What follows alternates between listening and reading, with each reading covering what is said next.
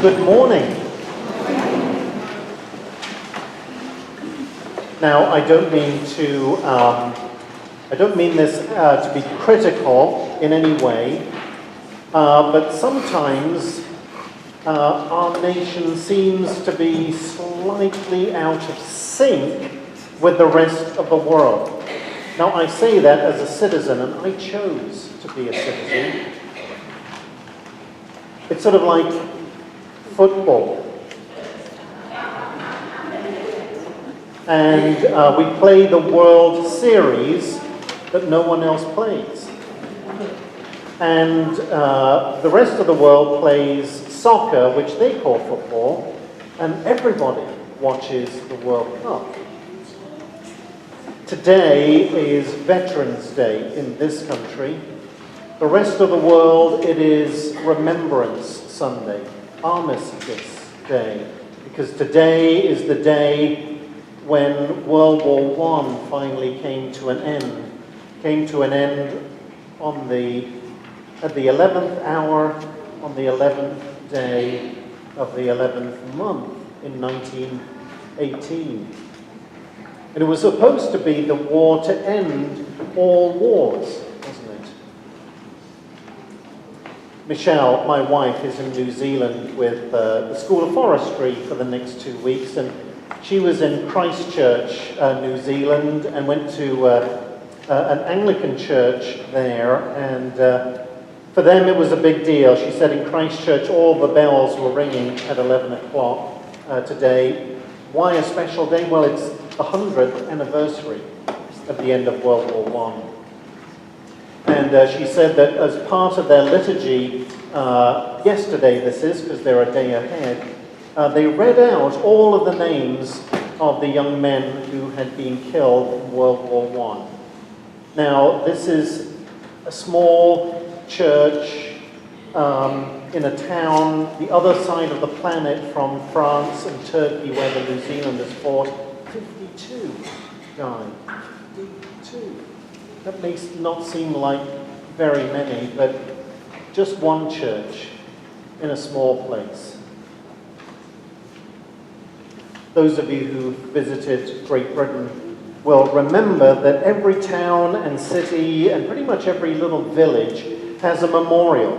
They were put up in the 1920s to commemorate all of the dead in World War I, and it is horrific and chilling. Tiny rural communities will have these. Not only World War I, but of course now World War II, and World War I especially, just the reams and reams and reams of names. Nearly 1 million British service personnel were killed in World War I, and over 1.5 million were wounded physically. In those days, they didn't really understand PTSD, and so there were many millions more whose lives were blighted, affected, really destroyed, taken away. A whole generation. World War I, as we said, was the war to end all wars. Of course, that was the justification after the fact, because really we have no idea why it started in the first place. It was by accident in one respect, but in another respect it was because of greed, because of pride, because of vainglory, because of the desire for power, and because we could. We could. And as we have known painfully in the 100 years since, it is so much easier to start a war than it is to finish a war. We're still in Afghanistan. All these years later, nearly 20 years.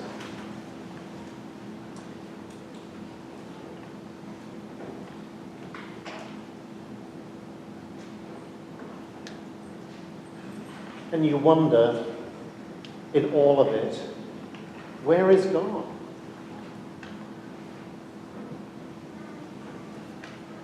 What is God's voice? How can we learn? Do we learn? I don't know. I don't know. I think about the tragedy and the unfolding tragedies in our own country. You know, the men and women who have fought in war fought so that we could live in peace, right? So that you and I could vote, as we did this last week. So that I can say whatever I like. So that I can gather in the public places and demonstrate if I want. Those are incredible freedoms. And there are probably billions of people all over the world who are today, this morning, longing for the freedoms that I just take for granted every day. I can say what I like. I can go where I like. I can meet with whomever I like. And those freedoms are protected by the law. And men and women died so that you and I could have those gifts.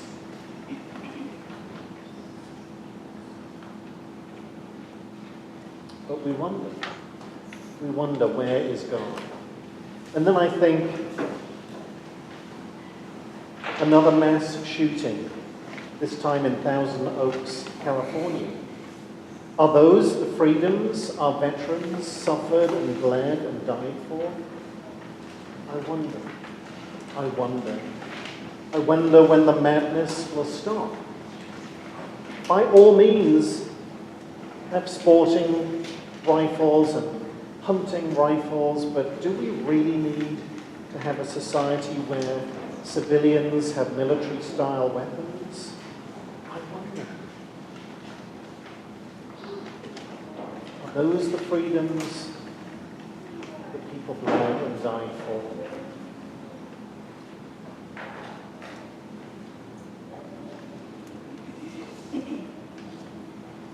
There's been an incredible series marking the 100th end of the First World War and what they have done, and you have to see it. I've seen part of it.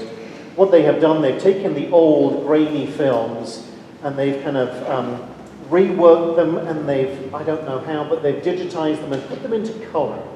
And you really have to see it, because it's one thing to see these images and pictures and photographs and films in black and white, but it sort of creates a distance. Well, that was then, and these weren't real people. This is just the stuff we read in our history books. But seeing those films in color, these were sons, these were brothers, these were fathers, these were daughters, these were mothers. They all had names. They all had lives. These were real people.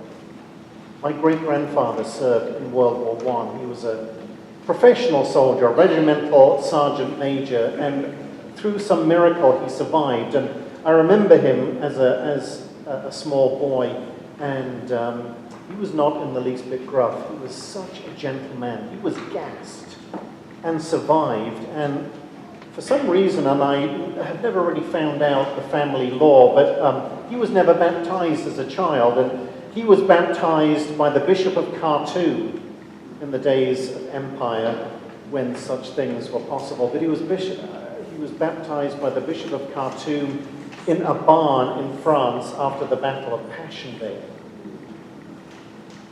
These are real people, real stories. And they fought so that we would never have to fight again, and that we would be free and safe. One last thing, I think of my children who have to, at school, go through active shooter drill.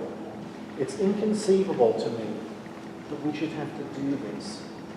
You know, I remember as a kid, maybe you do too, we used to have bomb drill. You remember? And because we were worried about, thermonuclear war. And it wasn't until I was older that the penny kind of dropped to me that what on earth was the point of going underneath your desk if the Russians detonated a bomb over the city? I mean, right? But it kind of made us, it didn't make us feel better, actually it made us feel terrified. And our kids are terrified today.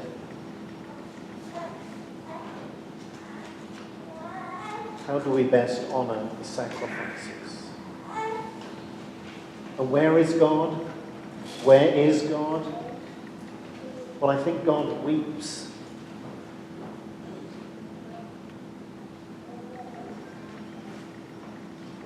I think God loves. I think God heals. And I think God hopes.